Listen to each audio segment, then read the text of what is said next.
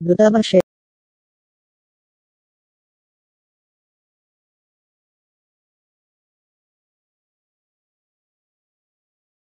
20,000 passport জমা হওয়ায় ধৈর্য ধরতে ইতালির রাষ্ট্রদূতের আহ্বান।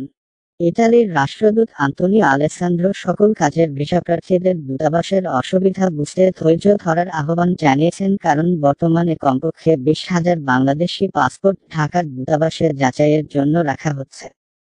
বৃহস্পতিবার এক সাক্ষাৎকারে তিনি বাসসকে বলেন, আমি সবাইকে ধৈর্য ধরতে এবং দূতাবাসে অসুবিধাগুলি বোধগম্য করার জন্য আমন্ত্রণ জানাচ্ছি। তাই তাদের কাছে আমার আহ্বান হলো আবার ধৈর্য ধরতে এবং নিজেদেরকে শুধুমাত্র অফিসিয়াল এজেন্টদের কাছে সোপর্দ করতে। ভিসা প্রদান প্রক্রিয়ার বিশাল ব্যাকলগ বর্ণনা করার সময় তিনি একথা বলেন। ইতালিয়ার দূতাবাস গত বছরের জুলাই মাস থেকে কাজের ভিসা আবেদনকারীদের একটি ঢেউ দেখেছে, কারণ অনেক বাংলাদেশি ভাগ্যনির্মাতা এই ধনী ইউরোপীয় দেশকে লক্ষ্য করছে, যা ইউরোপীয় ইউনিয়নে বসবাসকারী বৃহত্তম বাংলাদেশি সম্প্রদায়কে আতিথ্য করে।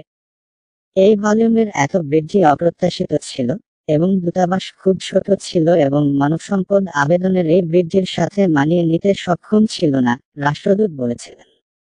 পাসপোর্টের ব্যাকলগ সম্পর্কে আলেসান্দ্রো বলেন, এই মুহূর্তে দূতাবাসে কমপক্ষে 20,000 পাসপোর্ট রয়েছে, যখন আরও অনেক আবেদনকারী অ্যাপয়েন্টমেন্টের জন্য বাইরে অপেক্ষা করছেন।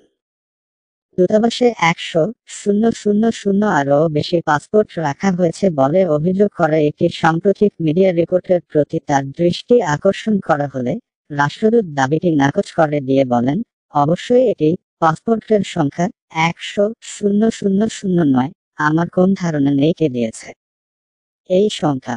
রাষ্ট্রদূত বলেন, ভিসা প্রসেসিং বিলম্বিত হওয়ার প্রধান কারণ হল কনসুলার বিভাগে প্রতি 5টির মধ্যে অন্তত একটি আবেদনের সাথে একটি সমস্যাযুক্ত এবং অনিয়মিত নথি রয়েছে। কেন আমরা সময়মতো সমস্ত আবেদন প্রক্রিয়াকরণ করতে পারিনি তা হলো কারণ অনেক আবেদনের সাথে কিছু মিথ্যা বা বেআইনি বা জাল নথি ছিল।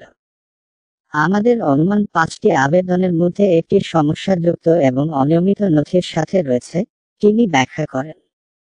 পুরো ব্যাকলগ ক্লিয়ার করতে কত সময় লাগবে জানতে চাইলে রাষ্ট্রদূত বলেন যে কবে তারা পুরো ব্যাকলগ ক্লিয়ার করতে পারবে তার উত্তর দেওয়া কঠিন, কারণ এটি নির্ভর করে দূতাবাস প্রতিটি আবেদনে যে সমস্যাগুলি খুঁজে পায় তার উপর। তিনি বলেন, ইতালিতে বাংলাদেশের কমিউনিটি বৃহত্তর এবং আরও একীভূত হচ্ছে এবং তাই পারিবারিক পুনর্মিলন, ব্যবসায়িক পর্যটন বা পারিবারিক সফরের জন্য অনেক লোককে আকর্ষণ করছে।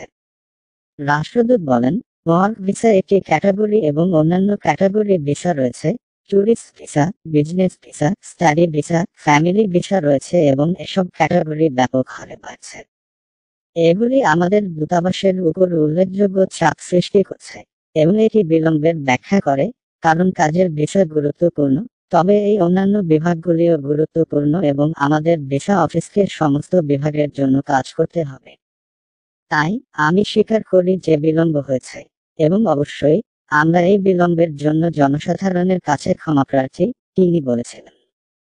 সাধারণ পরিস্থিতিতে ইতালীয় ভিসা ব্যবস্থা পাসপোর্টের সাথে কাজ করে এবং আবেদনকারী ভিএফএস গ্লোবালের মাধ্যমে পাসপোর্ট ত্যাগ করে। তারপর ভিএফএস গ্লোবাল এই আবেদন এবং পাসপোর্ট দূতাবাসে নিয়ে আসে। এখন আমরা আর পাসপোর্ট রাখছি না। তাই কাজের ভিসার জন্য আবেদনকারীরা এখন শুধু পাসপোর্টের ফটোকপি রেখে যান, তারা পাসপোর্টটি তাদের সাথে রাখে যাতে তারা ভ্রমণ করতে পারে এবং পাসপোর্টটি অন্য উদ্দেশ্যে ব্যবহার করতে পারে, তিনি বলেছিলেন। তিনি বলেন যে দূতাবাস ব্যাকলগ পরিষ্কার করতে এবং দূতাবাসে এখন যেসব আবেদনকারীর পাসপোর্ট যাচাইকরণ প্রক্রিয়াধীন রয়েছে তাদের উত্তর দিতে বদ্ধপরিকর।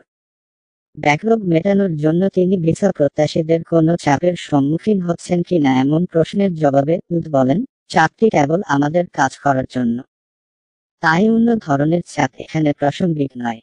রাষ্ট্রদূত বলেন, তারা কিছু ব্যবস্থা নিয়েছে এবং একটি হলো নতুন জায়গা অধিগ্রহণ করা যা হবে আরও বড় জায়গা, ভিসা অফিসের জন্য আরও কার্যকরী এবং ভিএফএস গ্লোবালের জন্য একই রকম। ভিএফএস ও একটি নতুন সুবিধা নতুন ভিসা আবেদন কেন্দ্রে স্থানান্তরিত হয়েছে, আবেদনকারীদের জন্য অনেক বড় এবং আরও কার্যকরী এবং আরামদায়ক, আলেসান্দ্রো বলেছেন।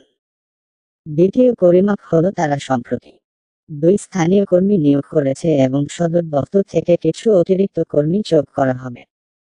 নিরাপদ অভিবাসন ইস্যু প্রসঙ্গে রাষ্ট্রদূত বলেন, ইতালিতে স্থানান্তর আয়োজনের জন্য মধ্যস্বত্বভোগীদের উচ্চ পরিমাণ অর্থ প্রদানের একটি প্রথা রয়েছে, যা ইতালি এবং বাংলাদেশ উভয় ক্ষেত্রে একটি বেআইনি প্রথা। অনেক ক্ষেত্রে তিনি বলেছিলেন, অভিবাসী এই টাকা দেয় কিন্তু এমনকি জানে না সে কোথায় যাচ্ছে এবং কোন কোম্পানির জন্য কি ধরনের কাজ করতে যাচ্ছে। রাষ্ট্রদূত বলেন, আবেদনকারীদের সতর্ক হওয়া উচিত যখন তারা তাদের অভিবাসন সংগঠিত করার জন্য তাদের অর্থ কাউকে অর্পণ করে এবং তাদের কেবলমাত্র সরকারি সংস্থার কাছে উল্লেখ করা উচিত এবং মধ্যস্বত্বভোগী এবং দালালদের এই বিপুল পরিমাণ অর্থ প্রদান করতে অস্বীকার করা উচিত। ভিসা প্রক্রিয়াকরণের জন্য আমাদের অফিসিয়াল এজেন্সি হলো ভিএফএস গ্লোবাল। তারাই ভিসা আবেদনের জন্য নথি সংগ্রহের জন্য অনুমোদিত, তিনি উল্লেখ করেন। তিনি বলেন, একজন কর্মজীবী অভিবাসীর ইতালিতে প্রবেশের অর্থ হল 4টি ধাপ। এটি কোম্পানির স্পন্সরশিপ, ইতালীয় সরকারের ওয়ার্কিং পারমিট, ইতালীয় দূতাবাসের ভিসা এবং সীমান্তে অভিবাসন নিয়ন্ত্রণ দ্বারা প্রবেশ। আসলে তাদের অনেককে ওয়ার্ক ভিসা প্রার্থী প্রত্যাখ্যান করা হয়েছে কারণ স্পন্সরশিপ জাল বা ওয়ার্কিং পারমিট জাল, তিনি বলেছিলেন। দূতাবাসে 20,000 পাসপোর্ট জমা হওয়ায়